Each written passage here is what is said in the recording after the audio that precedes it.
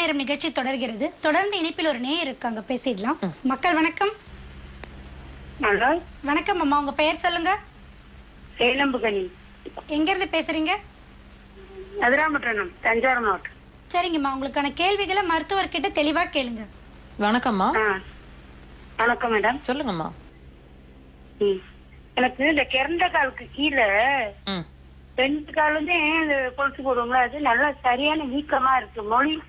மொழியே தெரியாம மூடிக்கிட்டு உட்காந்து நம்ம டாய்லெட் போனோம்னா எந்திரிச்சு நடக்க முடியல. மொழியை பிடிச்சி ஏதோ கப்புற மாதிரி ஒரு வலி, நடக்க வைக்க சிரமமா இருக்கு. இப்பதான் ஒரு மாசம் அந்த இது பிரச்சனை இருக்கு.